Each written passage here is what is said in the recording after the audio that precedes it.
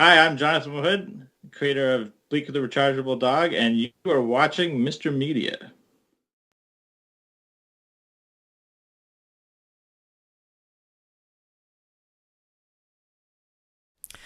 Today on Mr. Media, I'll talk to cartoonist Nate Fakes, creator of the syndicated single-panel daily comic strip Break of Day. Stick around, but don't make any funny moves. Nate needs an idea for tomorrow's strip, and he's looking right at you.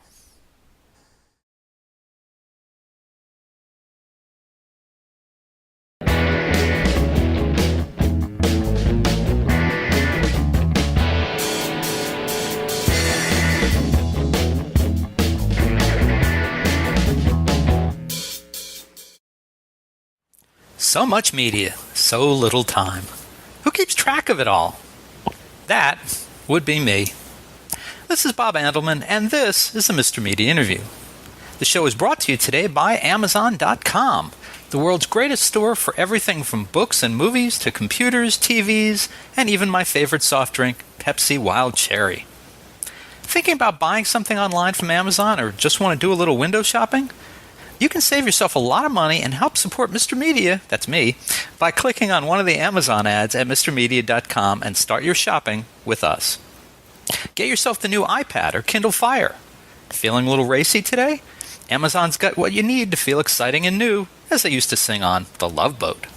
Remember, start your next shopping trip from the comfort of your own home, car, hotel, or office with Amazon.com at MRmedia.com. That's right, MrMedia.com. And folks, thanks for your support. Mr. Media is recorded live before a studio audience of wannabe cartoonists who all got rejected by newspaper syndicates for being unable to draw or write funny gags day after day after day after day in the new media capital of the world, St. Petersburg, Florida.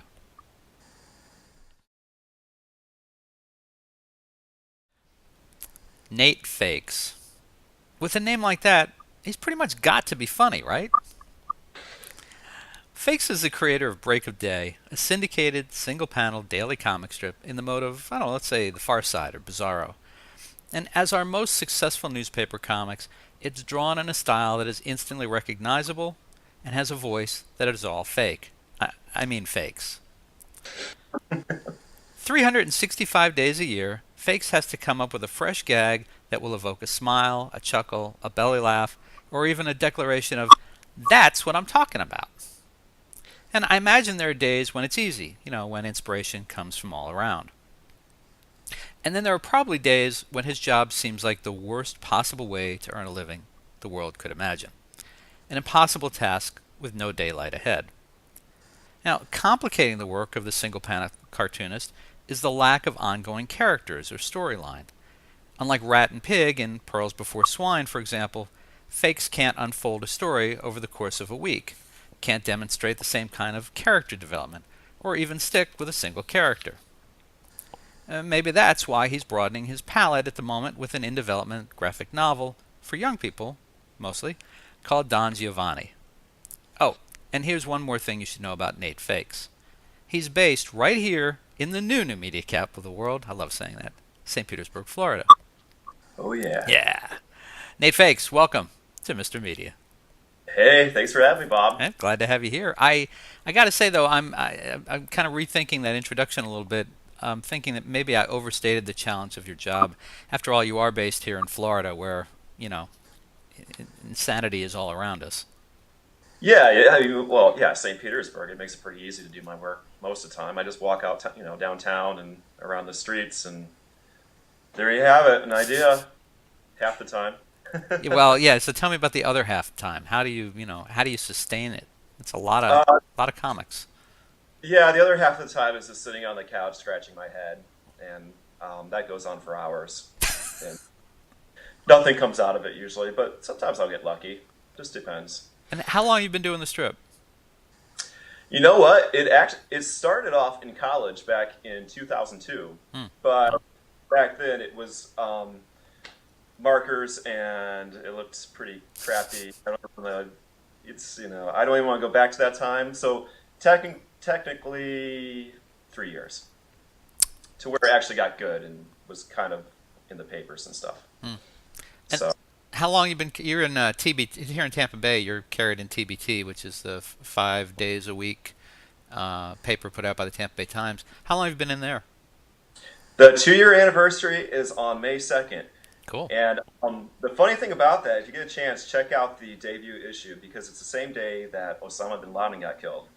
So my character, a penguin character, they took out of my comic and they put it on the front page with Osama bin Laden, and it says something like "just been killed" or and captured, and it looks like the penguin got killed or captured on it. Oh, like, I don't know. His debut new comics. It was me and who else? But yeah, it's a really good. It's an interesting cover to have. Nice way to debut, I guess. It really was. Yeah, it was a popular issue. I'm guessing it was popular not because of my comic, but you know, Oh, come on. I'm sure it was entirely the comic. the Penguin might have sold quite a few of them. I don't know, or got a few issues out there. Could be. Maybe. Could be. I like to think that's probably what it was. So I described at the top how difficult it can be, and you kind of mentioned, to come up with that gag idea almost every day. Well, every day for Uh, why be a cartoonist? Why not just? I know you do some commercial illustration and other things, but this has got to be a very frustrating line of work at times. Yeah, I have no idea why anyone would want to go in this profession. To be honest, yeah, it's a constant headache. It's constant frustration. At the end of the day, I guess I have to say it's worth it. But it is tough. I mean, yeah, it's just one of the. I was a kid just drawing silly pictures my whole life. I did horrible making good grades in school. I was known for just drawing, and so I got a little attention that way. I'm like, well, oh, maybe there's a career in this. And ever since I had a box of crayons, I've been drawing, and that's kind of where I am today. Do you remember the first thing you drew that got a laugh? Well, my biggest claim to fame was I drew the cover of the elementary school yearbook in 5th grade. I got paid $5 for it too. So I was like, I think that's what really got the ball rolling. Cause like, wow, I made $5 off that. Or, I went and bought some candy or something, I think, and then yeah, people laughed at it, they liked it, and I was kind of like, for one day or so, I was kind of like the kid around school. Whoa, you drew that cover for the year? That was me, and so yeah, that was probably like the biggest thing that got a laugh. So you're still trying to make your middle school friends laugh even today? Yeah, to this day. I don't know if it's working or not. I've lost contact with quite a few of them, but so. Are you you're here in St. Pete? Did you grow up here? Did you land here? Why St. Pete? I'm not from St. Petersburg. I've been here 5 years. I'm originally from Ohio. I've lived all over the place. So I actually lived in Kansas for a little bit. I've lived in New Jersey, New York, and Florida. And I came here because I was in Ohio, and with all the cloud and rain and everything else, a buddy of mine, we just decided one day to just kind of pack up and come down on a whim. So I did. And it's been 7 years now. I moved to Bradenton first and then St. Pete, like I said, 5 years ago. But yeah, Nice. I love it here. I love downtown. If you haven't been to downtown St. Petersburg, I think it's probably the best small city, definitely in Florida. I don't know about the world, but it's a great place. It's fun. Yeah, it's a city. It's not quite a big city, but it's a city where it's big enough, and yet you can kind of get to know pretty much everybody at some point, and you start realizing that people are crossing your paths. That it's just it's small town, big city, sort of medium city, let's say. Yeah. Yeah, that's what's cool about it. You walk downtown, you always run into somebody you know a lot of times. Now, Like, do you ever sketch? Do you ever go to like a I don't know, a coffee shop or somewhere in town and sketch? Do people know you as, oh yeah, it's that cartoonist who always hanging out here, trying to wait for us to do something funny? No, I always think about doing that. Like, I think I'd enjoy it. I just don't. I used to go to the USF, the Starbucks over there, the bookstore, every morning because for the cheap coffee. You take your own cup, a refill for 99 cents, so I couldn't beat that. So when I lived over on that side of town, I always went there. And sometimes I'd sit in there and come up with ideas. I never really like drew anything in there and stuff, and they didn't know me for that. A few people knew like what I did, but yeah, I was never like a big regular that everyone kind of knew about or anything. So. Well, so tell folks a little about Break a Day. Let's say that there's some, particularly there may be some newspaper editors who are watching us here and they're curious and they're not familiar with the panel. Tell folks a little bit about what it is you're aiming to do every day in there, and then maybe at some point while we're talking, if you want to pick up your pad, I know you've got it handy there. If you want to talk and sketch a little bit, we'd be happy to see you do a little work as well. Okay. Yeah, sure. I mean, yeah, newspaper editors everywhere. You definitely want Break a Day in your newspaper. I mean, no. It's just I try to do some. Well, let me start with this. Like when you're a gag cartoonist, just about every issue, topic, everything has almost been done already. Like you want to Google everything and you try to do something unique, original, hasn't been done before.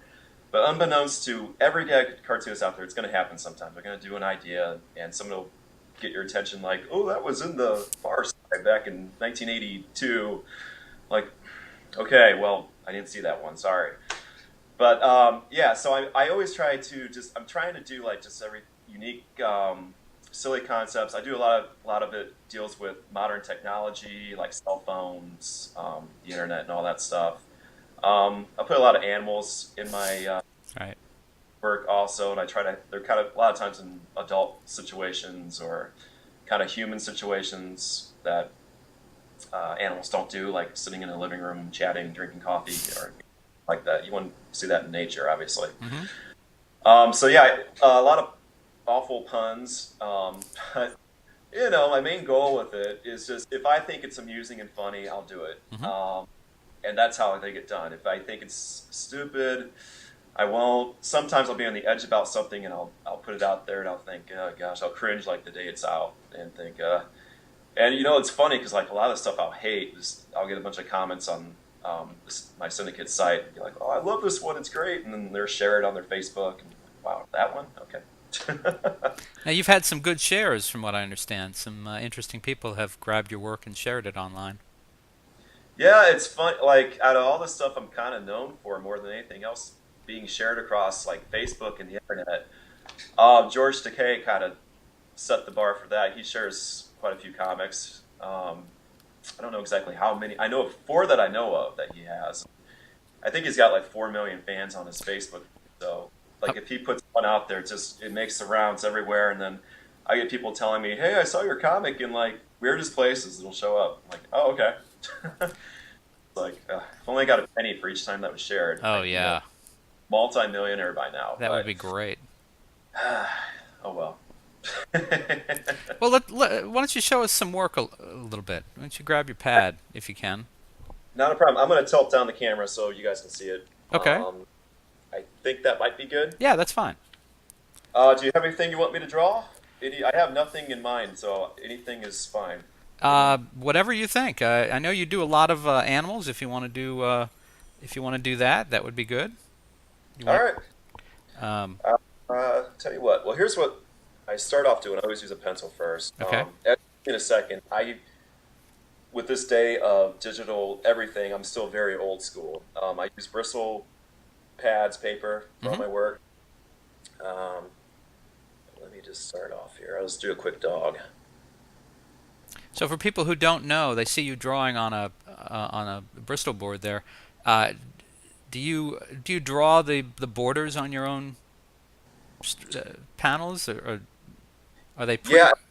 Oh, sorry. No, I was just going to ask, are they? Do you get the boards already? With panels on them, or do you? How much from scratch do you work on a single day panel?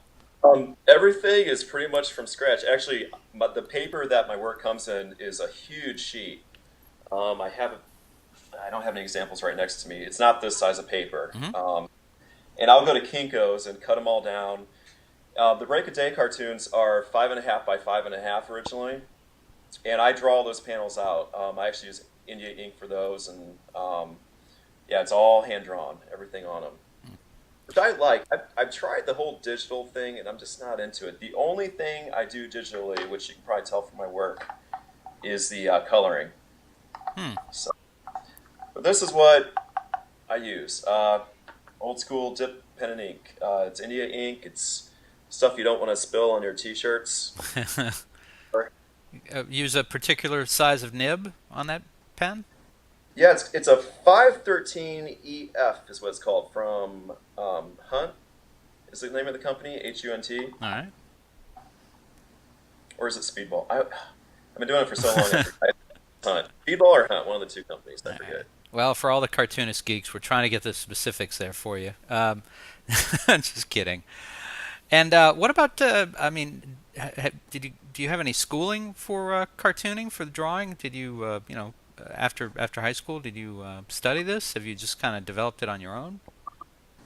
I it's pretty much on my own. I went to Wright State University in Dayton, Ohio, and I took a lot of art classes, and that helped with the whole coloring aspect. With drawing, though, I've just kind of been doing it on my own. Hmm. Um, Obviously, I look at other artists I like and stuff, and you have to excuse me. I just had my morning coffee, so it's a little. It's all right. But I've looked at other artists. I've taken a lot off of what other people have done, and I think that's what every good cartoonist does: is they look at people they like, and then not copy it, but take some their techniques and their skills and stuff, and apply it to myself here as much as I can. It's interesting. But I think the dip pen, pretty much my whole professional career. But like I mentioned, back in college, I used to use a lot of markers and stuff like that. I tried a few different things, and then toward the end of being in the school newspaper, I started using the dip pen. And it's been very old school. It really is, but I love the look of it, and I think it's a way to get real expressive with the lines, and I think it reflects in the work too. Like if it just anything digital doesn't really have the same kind of look and feel to it, in my opinion. Like a lot of people stuff does, but Well, some people are very good at it. I mean, Chris Brown, who does Hagar the Horrible, loves his Wacom, and does a great job with it. You really, I can't even tell anymore. I mean, he's just gotten so comfortable with it. But I'm watching you work, and I'm thinking back in high school and college, learning to use a pen like you have there with the India ink. I mean, typical of people who do not become cartoonists, you get too much ink on the pen. You put it down on the paper, and you hold it still too long, and you get a big blob of ink, and it's a mess. I'm watching you, and you're not having any of those issues. So obviously, you know what you're doing with a pen in your hand. I hope sometimes I know what I'm doing, but yeah, it's it can be frustrating though. I'm telling you, after all these years, there's still sometimes the ink doesn't always cooperate with you, or else the paper doesn't, and it's like it is frustrating at times. You're just like, what the heck? You rip it up and throw it, which I've done a few times. And let me ask you this: why did you, when you decided to do a strip and pursue, kind of daily comics, why do a panel and not a continuity strip of some kind? Honestly, I kind of did it for a few reasons. One, I found myself, I guess, good at it. At least I like to think I am on most of them. And two is with the panels, I've found other markets beyond like newspapers and stuff, because as we all know, like right now, newspapers are they're not exactly thriving. And when by the time I actually got to the point where it's like my stuff was somewhat good enough to get out there in newspapers and everything, is when the big decline hit. And growing up, I never thought that would happen. I always just want to be like in newspapers, and that was all. So with panels, I'm also in greeting card companies and stuff like that. Like I can take break of day material or like comics I don't use for the feature, and send them off to greeting card companies or like other markets, and they'll pick them up. With a strip, if you have like a cast of characters and everything, there's basically only one avenue for them, and that's like to have a feature. I mean, for the most part. And so there's only one place really. That's newspapers or online, or you can't really get those off to like other markets. So that was kind of a big reason right there. I mean, just in terms of like broad perspective of how where these can go to if beyond just the feature. So how many greeting cards will you sell in a year? Uh, I They don't give me like the numbers. I get a royalty check from a couple companies. I'm in the company Smart Alex. I have a few in there, some birthday cards and a bachelorette card, which I think is doing pretty good. And then the company NobleWorks. mhm. I have some holiday cards in Oh, there. well, what I meant was how many concepts I get. I guess that's what. How many concepts a year will you sell to the greeting card companies? Oh, how many? Not many. Okay. I pitch a lot of material to them, but yeah, it's not too many of them get picked up, unfortunately. That's a tough market. And Terry Lieb Liebson, she does Pajama Diaries. Why can't I think of Terry Liebenson? I think Terry Liebenson. I think that's her name. She's been on the show. That's her full-time job. Is she does greeting card design. I just noticed that today, actually. I just added her on my LinkedIn account, and I saw that she was full-time greeting cards, and she does diaries too. I've known of her, but I didn't know she did that full time. Yeah, I guess she was doing the greeting cards when the strip started breaking out, and but yeah, still got her day job. Folks, I think we can see pretty clearly it's a dog. It almost looks like a Simpsons dog. Little, Yeah, a little. I get that sometimes. li- Oh, go ahead. I was just going to say a little bit of Matt Groening there. Yeah, I have my characters tend to have somewhat kind of bigger eyes, and that is true. If you look at Break of Day, there's a little bit of influence of Simpsons in it, but um, yeah, I mean that's kind of your typical dog of mine Cute. doing nothing there, but Well, very cool. Well, thank you. All right. Well, why don't you tilt up back up? We'll take another look at you. And I got to tell you, the other thing I was thinking is, yes, we should. Maybe just tilt the screen just a little bit back towards you, so we get you. There you go. That should be good. okay. A little technical adjustment, folks. You were here. I was thinking that it seems like there should be a separate Reuben for the gag panel guys and the continuity strips. Because what you guys do, I think, is so different from what Pastis or Tatuli or Chris Brown, for example. It's so different. It's such a different mindset, I think, to create a different gag every day, different characters. Maybe it's inanimate objects, maybe it's people, maybe it's who knows. It just seems like it's a different. You're all cartoonists, but it's just it shouldn't be competitive between the two. Yeah, I wouldn't mind that either. That would be okay with me. Yeah, with the Rubens too. Like one thing I'm noticing, I don't know how true. Like I guess it is. I've noticed it, and I think it is kind of going on this path. But I don't know. I'm guessing it will definitely get changed. But it's like there's really no syndicates buying new cartoons, and it seems like it's just the same people kind of year round with the category of comic strip and gag panels. And because honestly, I don't know if I have a chance with I can only do so much with. I'm syndicated online, but beyond that, so I'm wondering like if that's ever going to change to where like if people, I mean, not only me obviously, but there's a lot of people out there that just don't really have the opportunity to be in a lot of newspapers and stuff, and it's like different names would be to get out there and for the big categories. I agree. Yeah, it just seems like how can you compare Break of Day to I don't know Baby Blues, for example? I know Rick Kirkman, who's going to be on the show in a couple of weeks, who does Baby Blues. I mean, it's a very different type of work. I mean, you just can't. It's apples and oranges. So, and so when was the last time a daily gag comic won the Reuben? I don't know. I can't think of one. Far Side? I don't. Has Dan Ferraro won for Bizarro? I don't know. I think, yeah, I don't know. I think Speed Bump was either he won, or he might have been up for it. Dave Coverly, and I think Bizarro. I really don't know. I know they've been nominated, I believe, and I'm just not too sure on that. Who the ever won or not. So, do you, as many of these as you do in a year, how often do you feel like you've really nailed it, and how many times would you like to have a do-over? Uh, Good question. Yeah, good question.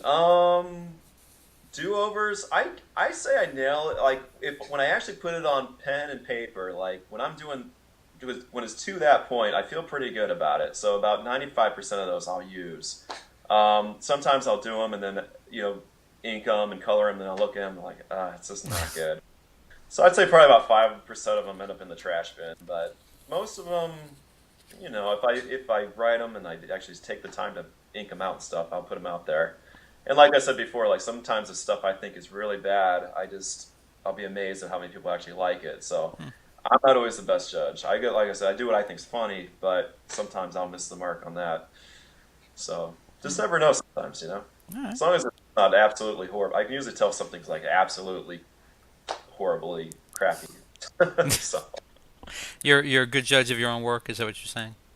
I'm my own worst critic, and yeah, I try to be the best judge of it. And I don't know if I am or not, but I try. All right, all right.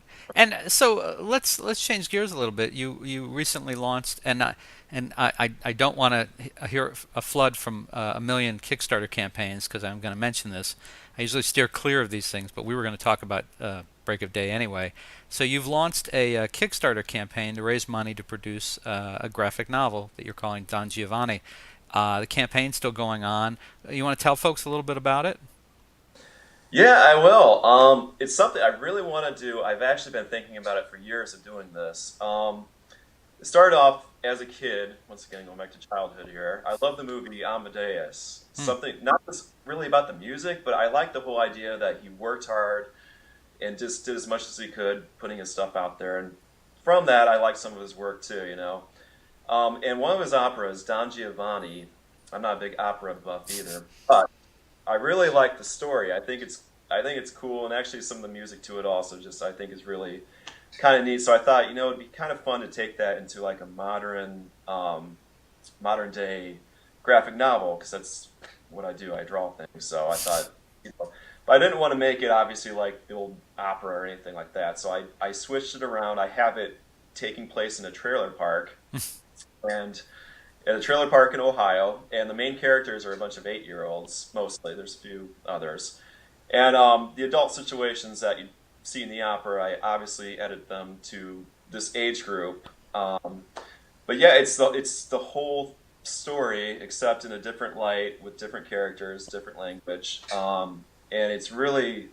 I've got the whole thing. I've got the first 7 pages done, but I got the whole thing pretty much sketched out in my sketchbook, and it turns out really, really good. In my and for me being my own critic, but I love it. I think people would really like it.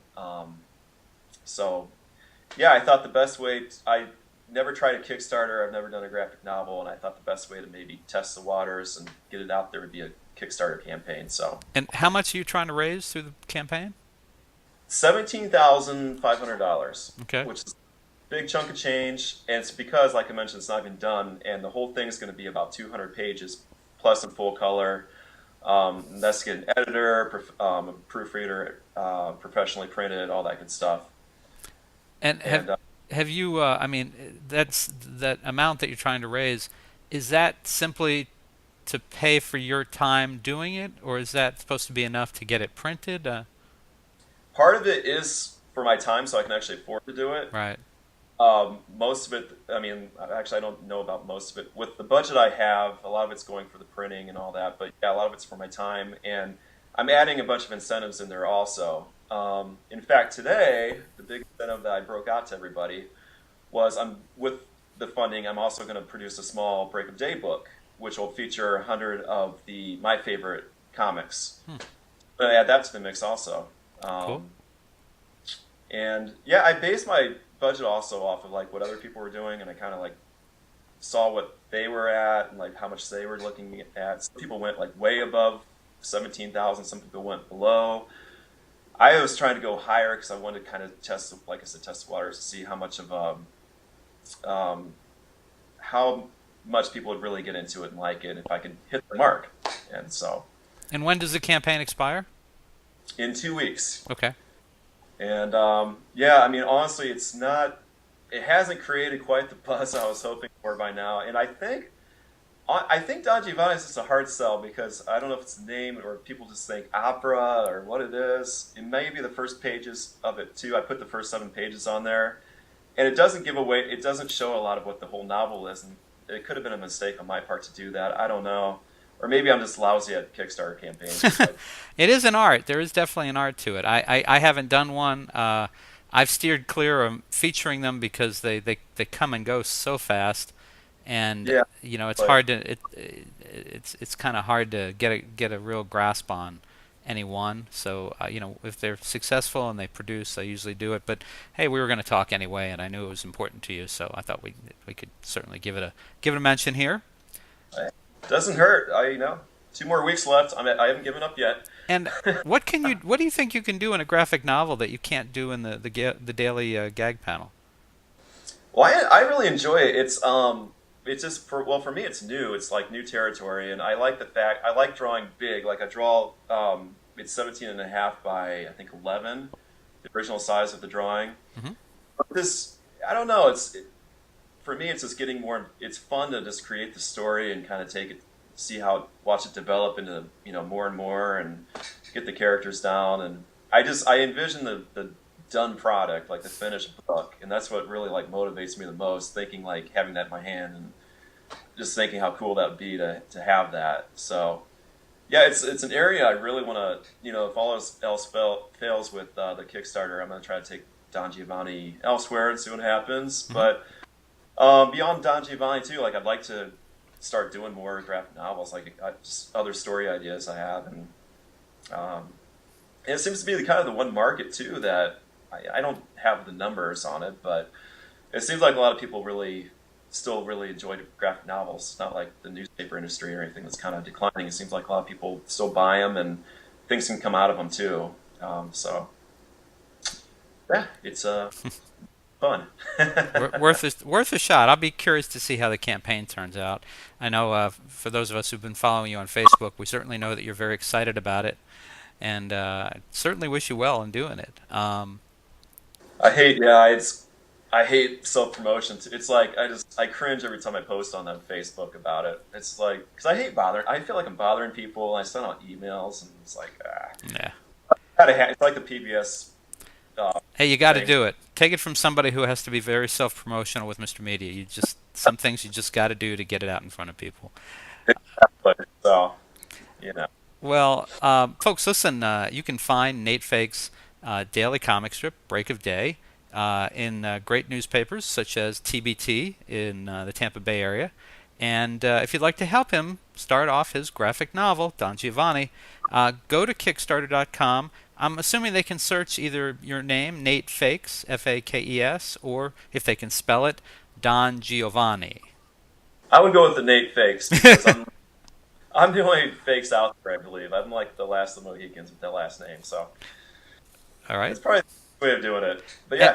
And what about a website where people can find you? Obviously, we mentioned you're on Facebook. Are you on Twitter? I'm on Twitter, Cartoonist Nate, and yeah, if you really want to see like a lot of my work, and you can actually like purchase comics for any use you want, go to natefakes.org, and you'll see a lot of stuff there. Do not go to natefakes.com though, because I've been informed I don't know how many times that's a little yeah. You don't want to look. Well, you don't want to know about it. Now I do. I'll leave it at that. Just my last name, what that can associate to, maybe with other things, and I'll just leave it at that. All right. Well, for folks who are watching the video, Nate's name and website are down here along the bottom, so you can see it there. And if you're listening on your iPod or something, it is Nate, NATEFAKES.org.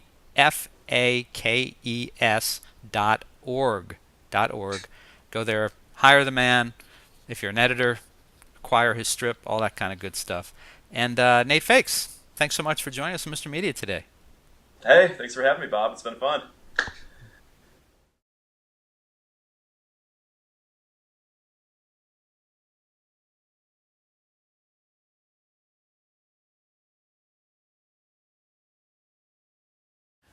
You can see and hear almost 1,000 Mr. Media interviews by visiting our main site, mrmedia.com, mrmedia.com. or check out the more than 200 video interviews on the Mr. Media radio site on YouTube. And I'd sure appreciate if you'd show some love for Mr. Media's advertisers, including Stitcher. Apple named Stitcher a top 5 news app of 2011. It's a free mobile app for your smartphone or tablet that lets you listen to your favorite shows and discover the best of news, entertainment, and sports on demand. You can listen whenever you want to more than 5,000 shows, get customized recommendations, and discover what your friends are listening to. My own list of Stitcher favorites is pretty eclectic. I start my day with an hour of MSNBC's Morning Joe with Joe Scarborough and Mika Brzezinski. Then it's the latest 2-minute update from the Onion News Network. After that, I'll listen to WTF with Mark Maron, Here's the Thing with Alec Baldwin, HBO's Real Time with Bill Maher, and excerpts from E's Chelsea Lately and The Soup with Joel McHale. Also in regular rotation on my Stitcher playlist, the BS Report with ESPN's Bill Simmons, the TechCrunch Headlines, and the Don Geronimo Show. The latest episodes of each show, whether originating from broadcasts, cable TV, radio syndication, or podcasts, are continuously updated. Stitcher is a free app for your iPhone, iPad, Kindle, Fire, BlackBerry, Droid, and more. And show your support of Mr. Media by getting, did I mention it's free? The app at Stitcher.com/MrMedia. That's Stitcher.com/MRmedia. Stitcher Smart Radio, the smarter way to listen to radio. We're also supported by Audible. Check out Audible's 30-day trial membership and download the audiobook version of the book everyone's been talking about, 50 Shades of Grey by E.L. James. Sign up for your free trial today at audible.com/radio. Again, audibletrial.com/radio. And finally, if you need a disc jockey for a wedding, bar mitzvah, corporate event, or just a big old party, please consider calling 1-800-DIAL-DJs, the party authority for all your party entertainment needs. You can call 1-800-DIAL-DJs or go to their website, 1-800-DIAL-DJs.com, and tell them Mr. Media sent you. And thanks for listening.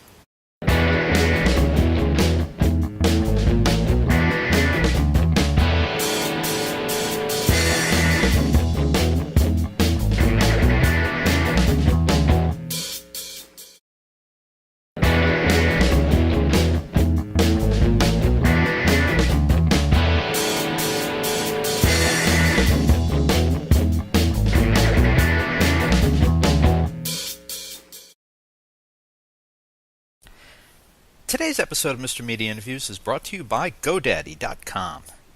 You know GoDaddy.com from their wild and sexy commercials, but isn't it time you actually test drove their web hosting and domain registration services yourself? For a limited time, Mr. Media listeners can save 10% on the already low price of web hosting services at GoDaddy.com by entering the promo code POD4 at checkout. Again, that's 10% off web hosting when you go to GoDaddy.com and enter the promo code POD4, that's P-O-D, the number 4, at checkout.